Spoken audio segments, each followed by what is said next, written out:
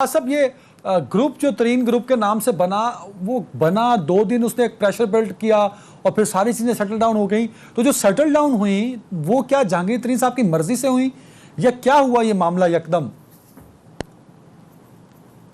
अमीर अब्बास साहब। ये दूसरी दफा हुआ है। एक तो इससे पहले जब हुआ था, आज से कोई 2 हफ्ते पहले, उस वक्त जब ये इकट्ठे होना शुरू हुए, जब इन्होंने जहांगीर तरीन साहब के घर पे खाने खाना शुरू किए, जब ये जहांगीर तरीन के साथ अदालतों में पेश हो रहे थे, उस वक्त जब प्राइम मिनिस्टर से इनके एक वफ्द की मुलाकात भी हुई थी, तो उस वक्त भी एक कूल डाउन हो गए थे और अब दोबारा ये निकल के आ गए। एक तो देखिए, जहांगीर तरीन जैसा मैच्योर सियासतदान, उन्होंने इंतहाई अहमकाना सियासी फैसला किया था और एक ऐसे वक्त पे आके उन्होंने अपने सारे कार्ड शो कर दिए कि जिस वक्त पब्लिक ओपिनियन ये बन चुका हुआ था कि जहांगीर तरीन इमरान खान की आर्म ट्विस्टिंग करना चाहते हैं, जहांगीर तरीन अपने मसल शो करके हुकूमत की आर्म ट्विस्टिंग करना चाहते हैं।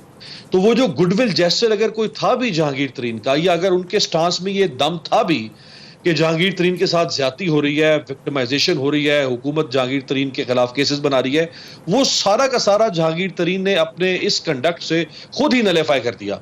और अब मैं तो एक तालिब इल्म, छोटा सा, आप किसी भी बाहर चले जाएं बाजार में और लोगों से पूछें कि जो जहांगीर तरीन ने ग्रुप बनाया है, ये क्या कोई लोगों की मोहब्बत में जहांगीर तरीन को पेट में मरूड़ उठ रहे थे, तो सब कहेंगे कि नहीं, ये इसको अपने केसेस के मरूड़ उठ रहे थे। तो इंतहाई स्टूपिड किस्म की मूव इन्होंने चली है और ये अब तो बिल्कुल ही आप समझ लें, ये बजट तो निकल गया। अब अगले 2 बजट जो है, अब देखते हैं कि क्या हर साल ये इसी तरह से तरीन साहब निकल के आएंगे लोगों को। लेकिन मेरा ख्याल है प्राइम मिनिस्टर को इनके साथ किसी किस्म का कॉम्प्रोमाइज नहीं करना। अगर वो कॉम्प्रोमाइज कर देते हैं तो उनका जो अपना लॉन्ग स्टैंडिंग स्टांस है अकाउंटेबिलिटी के हवाले से, जिसको वो कहते थे कि अक्रॉस द बोर्ड होगा, अपने या पराये सब रगड़े जाएंगे जो भी आएगा। अगर जहांगीर तरीन को एनआरओ दे दिया तो इमरान खान साहब का समझे इक्तदार का जो सूरज है वो मुझे तुलू होता हुआ नजर नहीं आ रहा है, क्योंकि पहले ही ऑपोजिशन कहती है कि ये इमरान खान का एटीएम है और इमरान खान को फायदे पहुंचाता रहा है और इमरान खान इनको फायदे पहुंचाना चाहते हैं। तो मेरा ख्याल है कि जनरल साहब कॉम्प्रोमाइज नहीं करना चाहिए। बिल्कुल। जनरल साहब, क्या आपको लगता है कि अच्छा, इफ्तिखार अहमद साहब, इफ्तिखार साहब ये बताइए कि ये पावर शो वाकई किया जहांगीर तरीन साहब ने और इमरान खान साहब को मजबूरन घुटने टेकने पड़े, या स्टोरी कुछ और है? सर, आपने तो एक ट्वीट किया जिसमें आपने लेंगे फंड्स लेंगे अरबों रुपए और उसके बाद दोबारा से मामला इसी तरह चलेंगे जिस तरह पहले चल रहे थे। मैंने 17 तारीख को ये कहा था कि ये वोट बजट में वोट भी डालेंगे, सब कुछ करेंगे, लेकिन अपने पैसे ले लेंगे अपने इलाकों के लिए। हो गया। लेकिन जहाँ तक इमरान की बात है, मैं समझता हूँ इमरान ने कोई अपने आप को इनके आगे पेश किया। इमरान वहीं पर खड़ा जहाँ इमरान का मौका है। इमरान एक ऐसे इंसान है जो किसी को माफ करने की सलाहियत से महरूम है। और आप यकीन करें कि ये जो साहब है ना, क्या नाम है इनका, तरीन साहब, इनको भी वो माफ नहीं करेगा। अब मसला ये है कि इमरान खुद फंसा हुआ है बहुत सारे प्रेशर्स के अंदर, और ये जो चीज दिखाई गई है उसको कि देखो बात सुनो इमरान, आप बहुत अपने आप को ताकतवर समझते हो ना, तो पार्लियामानी जमहूरियत में इतने आदमियों को आपसे बाहर ले जाना हमारी दाएं हाथ का खेल है। और उन्होंने दिखा दिया उसको, और फिर उन्होंने कहा कि अभी वक्त नहीं है तो वापस चले जाओ।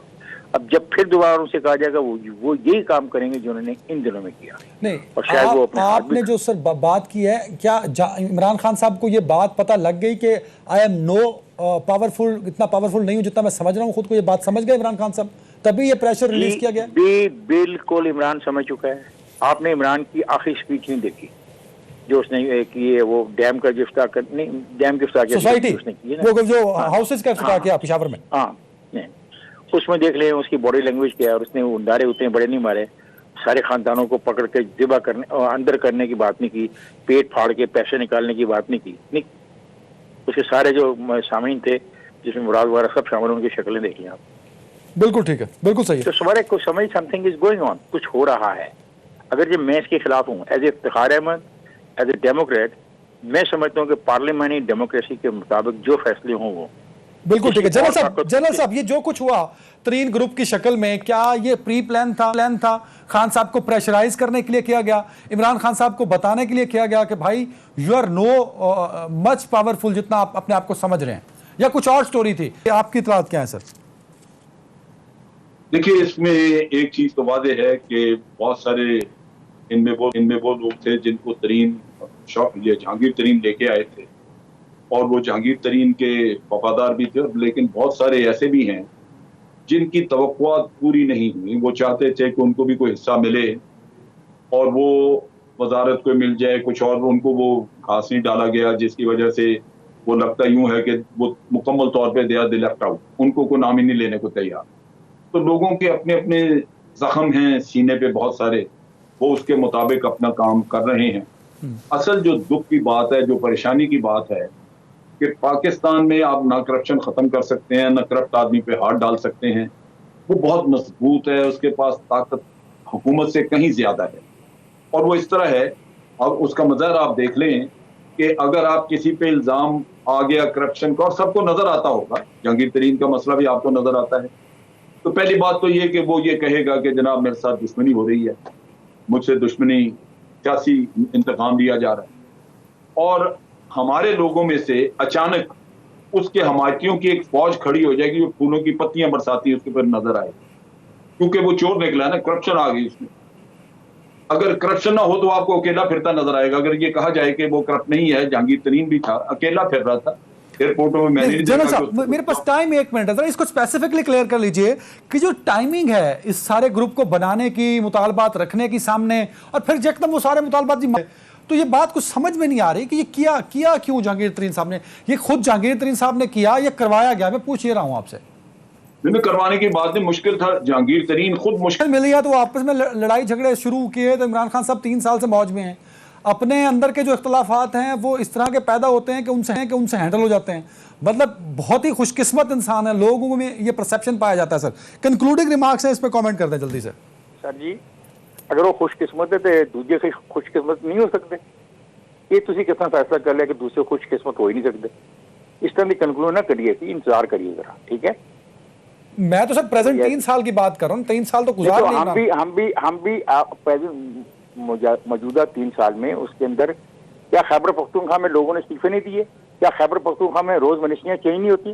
क्या इसने रोज मनीषियां चेंज नहीं की? ऐसे ना करें। अगर आप उसको बेनिफिट ऑफ डाउट देते हैं तो बेनिफिट ऑफ डाउट आपको अपोजिशन को भी देना पड़ेगा।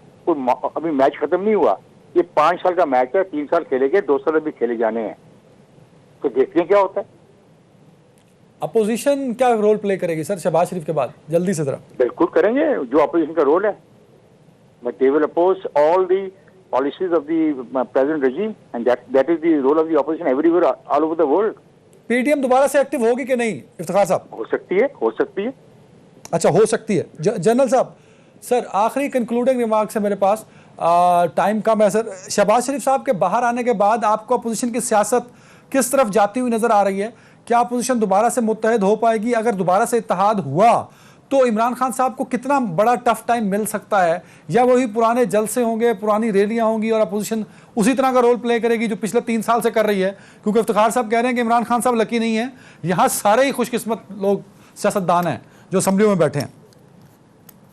देखो यार, बात यह है कि पहले जब बड़ा जोर था तो पीडीएम जो कुछ कर चुकी